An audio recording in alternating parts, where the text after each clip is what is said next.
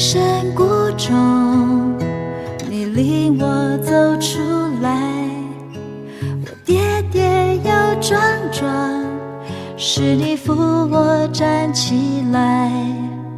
我满身是伤痕，你将我抱起来，我在你的怀中苏醒过来。耶稣的爱医治了我的心，破碎的生命完整起来，心中又燃起光明的期待，再一次勇敢将自己敞开。耶稣的爱刚强了我的心，星星的翅膀再飞起来，飞越每一个高山和低谷，感谢耶稣医治的爱。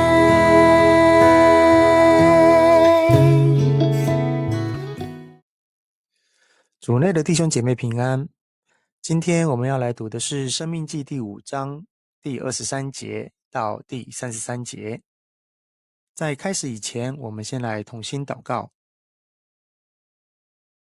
亲爱的天父，感谢你赐下宝贵的话语，此刻我们安静在你面前，求主打开我们的心，让我们更不只是听见经文，也能够明白主你的心意，也愿意顺服并活出你的真理。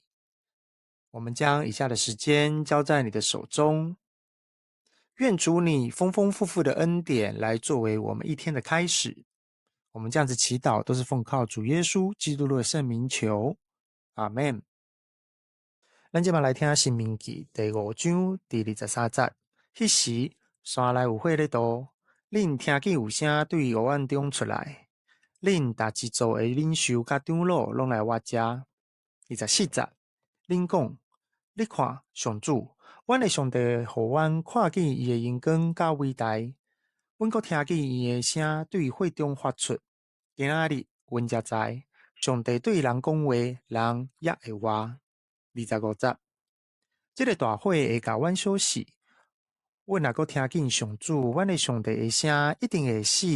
阮若着无性命的危险。26节，也有人亲像阮听见永活上帝对火中讲话的声，也会当活的。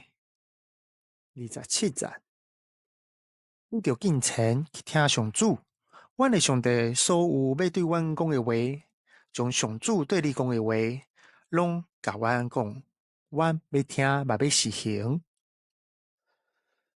读完23节到27节，我们可以在里面听到很重要的讯息，基督是我们唯一的中保。在这里有2个分享可以跟大家分享。第一个分享就是神渴望百姓存敬畏的心，听从他的话，使人得生命与福分。在约翰福音第14章第23节的时候，耶稣曾说，人若爱我，就必遵守我的道，我父也必爱他。第二个分享是中保的角色。中保是一个什么样的角色？它是一个我们与神之间连接的角色。若不借着这样的一个连结，我们是无法不借着祭司就能够与我们的神对话。所以在约翰福音第14章第6节的时候曾说，若不借着我，没有人能到父那里去。这是耶稣所说的话。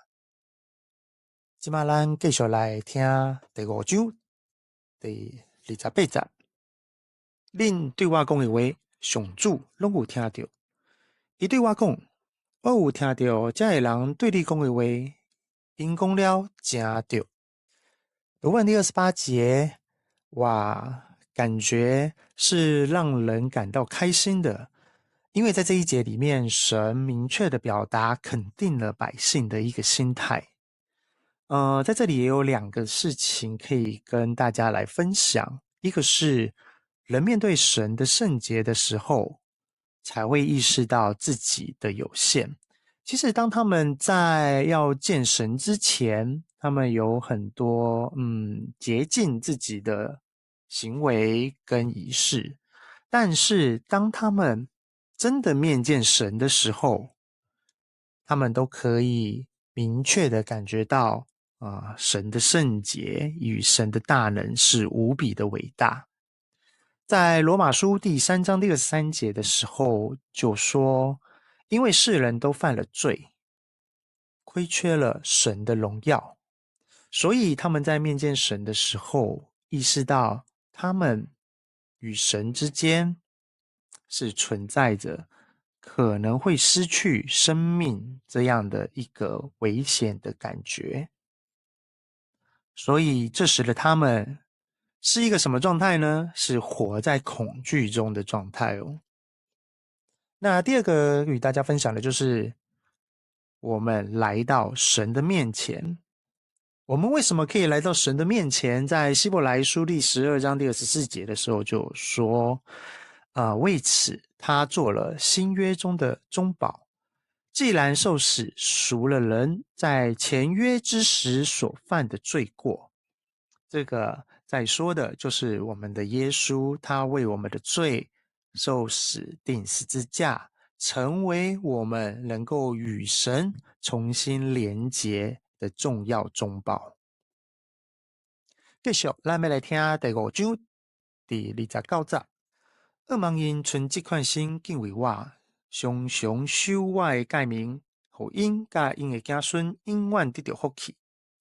读完第29节，是不是感觉又更清楚，又更加的明确了呢？在29节里面呢，我们可以看到神的心意。神的心意呢，不是要人因为恐惧而远离哦，乃是要人因敬畏而顺服，使生命得以长久，福分得以延续哦。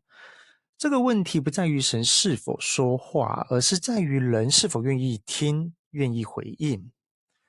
像希伯来书里面12章第25节提到的，你们总要谨慎，不可弃绝那向你们说话的。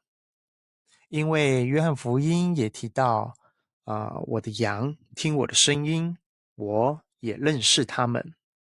这些都是耶稣给我们重要的讯息，呼应了前面这边，神为什么要人敬畏他？为什么要人顺服他？是因为他有大大的福分要赏赐给我们。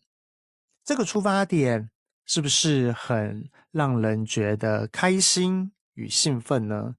在马太福音第7章第24节，我们也提到，所以凡听见我这话就去行的，好比一个聪明人把房子盖在磐石上。所以我们在这边也不难看见，神的爱一直都是与他的百姓同在。主的话语里面是有丰丰富富的大福分哦。申命記第5章第30節，你去甲因講，恁轉去家己的報名。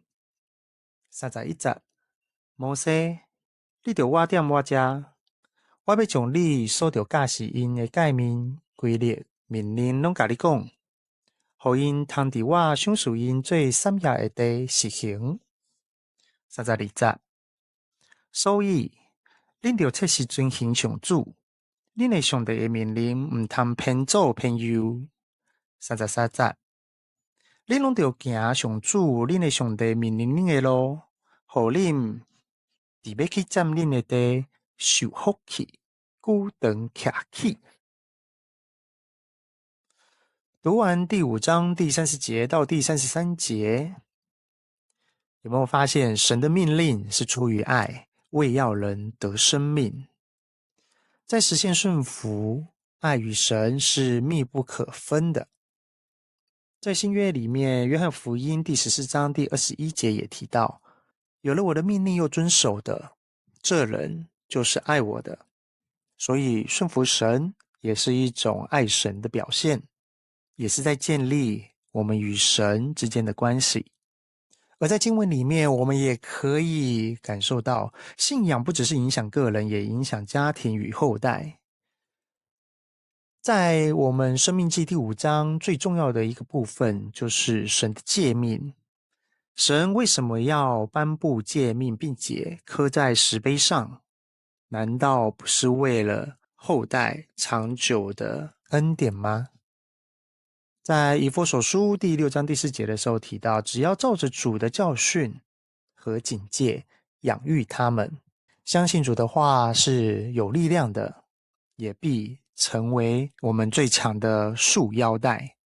而顺服带来属灵的确切与结果呢？在雅各书的第1章第25节，我们也可以看到，这人既不是听了就忘，乃是实在行出来，就在他所行的事上必然得福。